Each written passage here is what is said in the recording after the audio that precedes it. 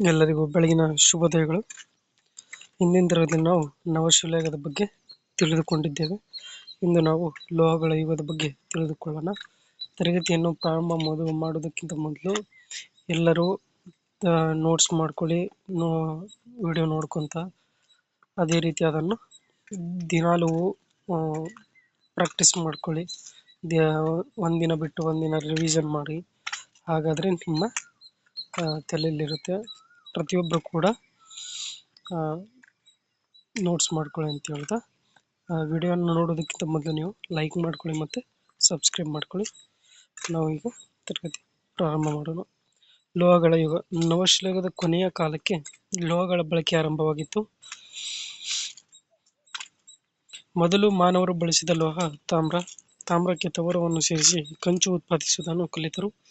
ಕಂಚು ತಾಮ್ರಕ್ಕಿಂತ ಗಡುಸಾದ ಒಂದು ಮಿಶ್ರಲೋಹ. ತಾಮ್ರ ಮತ್ತು ಕಂಚಿನ ಶಿಲಾಯುಗ. ತಾಮ್ರ ಮತ್ತು ಕಂಚಿನ ಆಯುಧಗಳ ಪ್ರಮಾಣ ಅತ್ಯಲ್ಪವಾಗಿದ್ದರಿಂದ ಅವುಗಳ ಜೊತೆಯಲ್ಲೇ ಶಿಲಾಯುಧಗಳು ಮುಂದುವರೆದವು.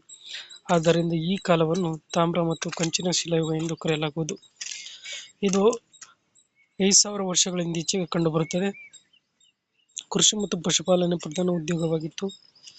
ಚಕ್ರಗಳಿಂದ ಮಾಡಿದ ಅಲಂಕೃತ ಮಡಿಕೆಗಳು ಈ ಕಾಲದಲ್ಲಿ ಕಂಡುಬರುತ್ತವೆ. ತಾಮ್ರದ ಉಪಕರಣಗಳು, ಆಭರಣಗಳು ದೊರಕಿವೆ. ಭೂಮಿಯನ್ನು ಆಳವಾಗಿ ಹೂಳಲು ಮತ್ತು ಅರಣ್ಯ ಕಡಿದು ಕೃಷಿ ಭೂಮಿಯಾಗಿ ಪರಿವರ್ತಿಸಲು ಕಂಚಿನ ಉಪಕರಣಗಳು ನೆರವಾದವು. ಇದರಿಂದಾಗಿ ಆಹಾರ ಪದಾರ್ಥಗಳ ಉತ್ಪಾದನೆಯಲ್ಲಿ ಹೆಚ್ಚಳ ಕಂಡಿತು.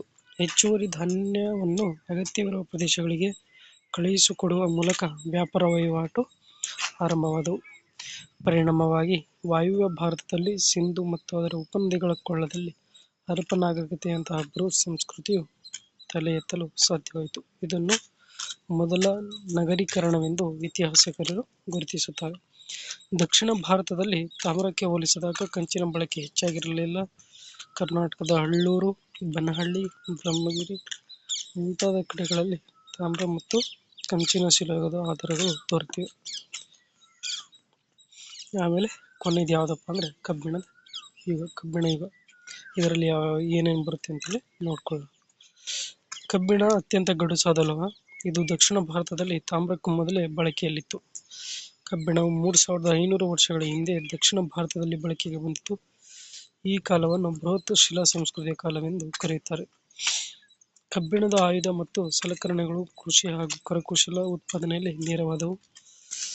ಉತ್ತರ ಭಾರತದಲ್ಲಿ ಕಬ್ಬಿಣದ ಬಳಕೆ ತೀವ್ರಗೊಂಡಂತೆ ಕೃಷಿ ಚಟುವಟಿಕೆಗಳು ಗರಿಗೆದರಿತು. ಇದರಿಂದ ಹೆಚ್ಚುವರಿ ಉತ್ಪಾದನೆ ಉಂಟಾಯಿತು. ಹೆಚ್ಚುವರಿ ಉತ್ಪಾದನೆಯನ್ನು ನಿಯಂತ್ರಿಸುವ ವರ್ಗ ಪ್ರಭುತ್ವವಾಗಿ 2600 ವರ್ಷಗಳ ಹಿಂದೆ ಉದಯವಾದವು. ಅವುಗಳೇ ಗಣರಾಜ್ಯಗಳು. ಆನಂತರ ನಂದ, ಮೌರ್ಯ ಸಾಮ್ರಾಜ್ಯಗಳು ಪ್ರವರ್ಧಮಾನಕ್ಕೆ ಬಂದವು. ಕಬ್ಬಿಣ ಶಿಲಾಯುಗಕ್ಕೆ ಸೇರಿದ ಕರ್ನಾಟಕದ ಪ್ರಮುಖ ನೆಲೆಗಳೆಂದರೆ ಬನಹಳ್ಳಿ, ಹಿರೇಬೇನಕಲ್ಲು, ಬ್ರಹ್ಮಗಿರಿ, ಕೊಪ್ಪ, ಹೆಗ್ಗಡೇಹಳ್ಳಿ, ಟಿ. ನರಸೀಪುರ, ಹೆಮ್ಮಿಗೆ, ಅಳ್ಳೂರು, ಜಡಿಗೇನಹಳ್ಳಿ, ಸಾವನದುರ್ಗ, ಹುತ್ರಿದುರ್ಗ, ಪಾಂಡವರದಿನ್ನಿ ಮೊದಲಾದವುಗಳು.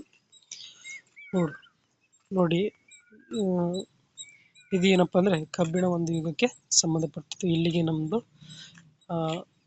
ಇತಿಹಾಸದ ಪರಿಚಯ ಮತ್ತು ಆರಂಭಿಕ ಜೀವನದ ಒಂದು ಮೊದಲದ್ದು ಏನಪ್ಪ ಅಂದರೆ ಇಲ್ಲಿ ಮುಗೀತು. ಅದೇ ರೀತಿ ಮುಂದಿನ ಒಂದು ಅಧ್ಯಯನ ಯಾವುದಂತ ಹೇಳಿ ಅದನ್ನು ಮುಂದಿನ ತರಗತಿಯಲ್ಲಿ ನೋಡೋಣ. ಪ್ರತಿಯೊಬ್ಬರು ಸಪೋರ್ಟ್ ಮಾಡಿ ಅಂತ ಹೇಳ್ತಾ ಇಂದಿಗೆ ಈ ವಿಡಿಯೋವನ್ನು ನಾವು ಮುಗಿಸ್ತಾ ಇದ್ದೀವಿ. Thank you so much.